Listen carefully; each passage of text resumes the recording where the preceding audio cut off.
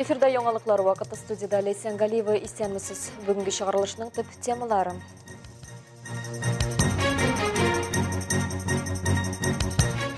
Машина пыялаларын тонировкалау кагыйдәләрен бозучыларны ачыкладылар.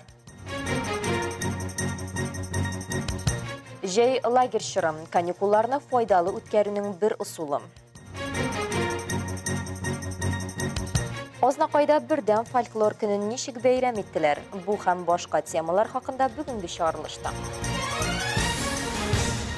Ел башыннан Әлмәт районында 55 юл транспорт һәлакәте булган, 8 кеше һәлак була һәм 65 кеше аварияләрдә төрле җәрәхәтләр ала. Бу хакта Россия Эчке эшләр министрлыгының Әлмәт районы буенча бүлегенең ЮХИДИ хәбәр итә. 2022 елның шул ук чоры белән чагыштырганда юл транспорт хәрәкәтләре саны 1-гә кимегән, һәлак булучылар саны 7 кешегә кимегән, статистика буенча җәрәхәтләнүчеләр саны 3 кешегә кимрәк. Автомобиль пыялаларын караңгылату юл һәлакәтенә китерергә мөмкин, диләр автоинспекторлар. Аеруча бу тәүлекнең караңгы вакытында куркыныч. Шуңа күрә ЮХИДИ хезмәткәрләре даими рәвештә рейдлар үткәрә. 2023 ел башыннан Әлмәттә әлеге хокук бозу өчен 641 шофер административ җаваплылыкка тартылган. Тулырак киләсе сюжетта. Әлмәттә дәүләт автоинспекциясе хезмәткәрләре автомобиль пыялаларына закон таләпләрен бозып тонировкалау белән бәйле бозуларны кисәтү эшен дәвам итә.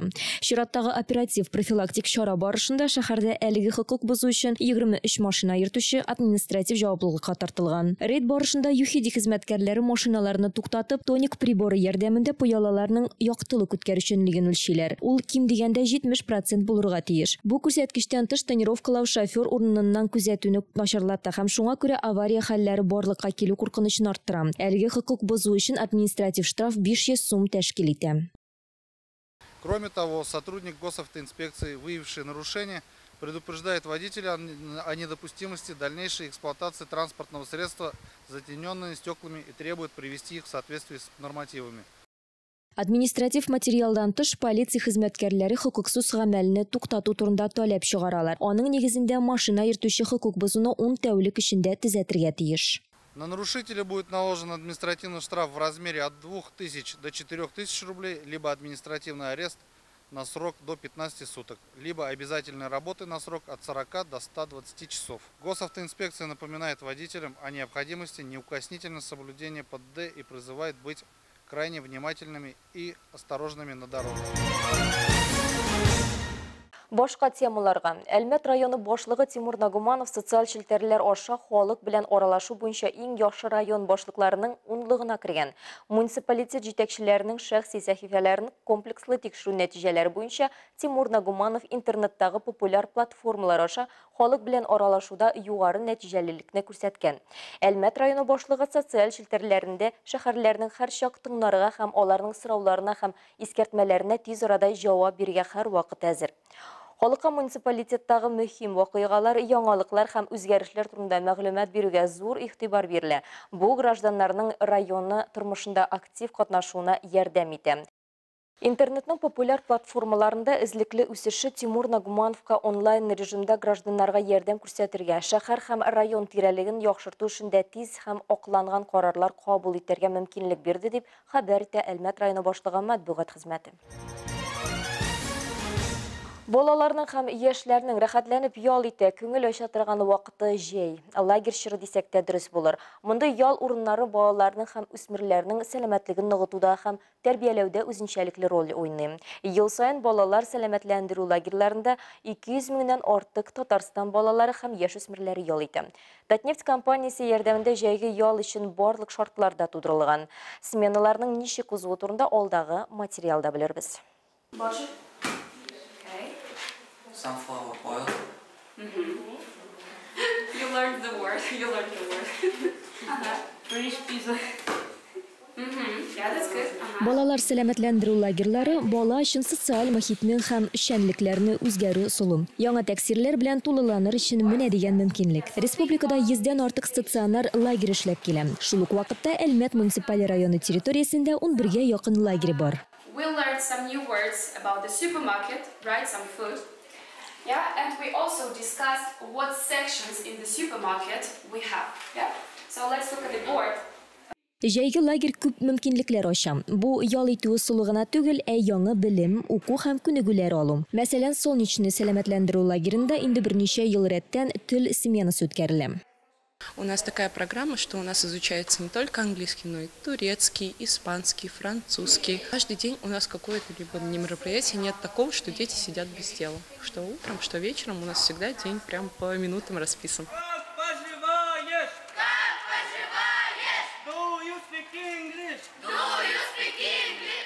Телләр түгәрәкләр форматында укытыла. Белем бирү һәм уен башка лагерь эшләре белән дә тыгыз элемтәдә тора. Я уже не первый раз езжу в лагерь Солнечный, раз, наверное, 6-й. Каждый раз что-то новое нахожу. Больше всего мне понравилось рисовать отрядный уголок. Мы его рисовали на протяжении недели, наверное. Очень классный получился, мы заняли первое место.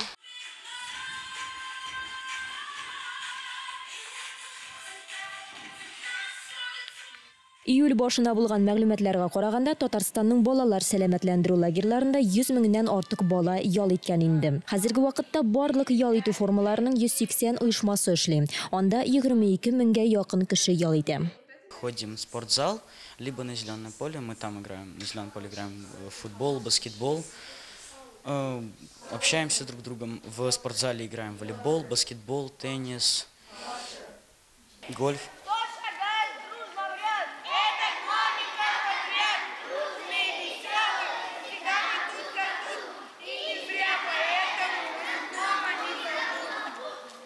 Баланың уңышка ирешүе күп очракта аның тирә-яктагы шартларга яраклаша белүеннән һәм социаль элемтәләр урнаштыра алуыннан тора. Каникуллар вакытында ял лагерьларына бару мөстәкыйльккә ирешү, үзеңдә җаваплылык булдыру һәм яңа дуслар табу өчен иң шәп мөмкинлек. Ознакайда бердәм фольклор көнен бәйрәм иттеләр. Бу көнне районда эшләп килүче 20дән артык иҗат коллективлары чыгыш ясады. Шулай ук кул эшләре осталарының күргәзмәләре дә тәкъдим ителде. Бу хакта махсус хәбәрчебез Эльмира Шарифуллина дәвам итә. Бердәм фольклор көне Россиядә истәлекле һәм яңа бәйрәм санала. Әлеге бәйрәмнең максаты Россия халыкларын фольклор сәнгатен өйрәнүдә берләштерү.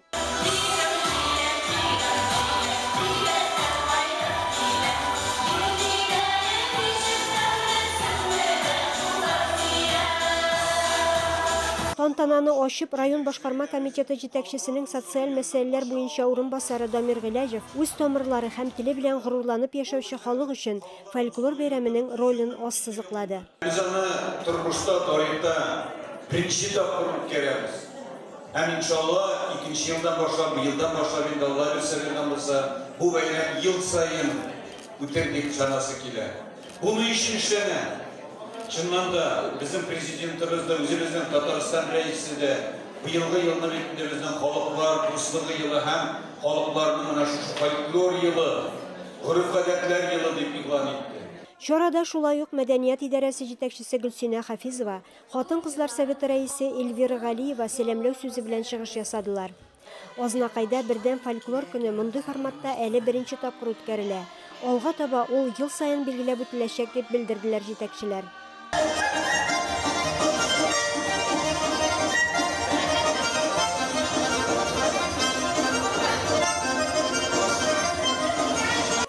Сәхнә түрендә җырлар, биюләр, милли гореф-гадәтләргә нигезләнгән күренешләр, уеннар күрсәтелде. Эльмира Шарифуллина, Рөстәм Әкбаров, яңалыклар вакыты Луш Әлмәт телекомпаниясе. Ел сайын 20 июльдә халыкара шахмат көне билгеләп үтелә. Күпләр бу уен белән кызыксынып уйнасалар да, профессиональ дәрәҗәдә уйнаучылар әллә ни күп түгел. Шахмат уйнауның файдасы да зур. Әлеге спорт түры хәтерне яхшырта. Олысы, кешесе һәммәсенә дә туры килә торган уен хакында теманы Лина Хәсәншина дәвам итәчәк. Беренче тапкыр халыкара шахмат көнен 1966 елда билгеләп үтәләр. 2019 елда бәйрәм Берләшкән Милләтләр оешмасы Генераль Ассамблеясы дәрәҗәсендә таныла һәм аның депутатлары дөньяның барлык илләрен бу көнгә игътибар итәргә чакыра. Бүген халыкара шахмат көне 178 илдә билгеләп үтелә. Шахматы – это наш друг. Мы всегда их любим, их можно взять в поход, поиграть, даже когда дождь. Шахматы всегда веселят.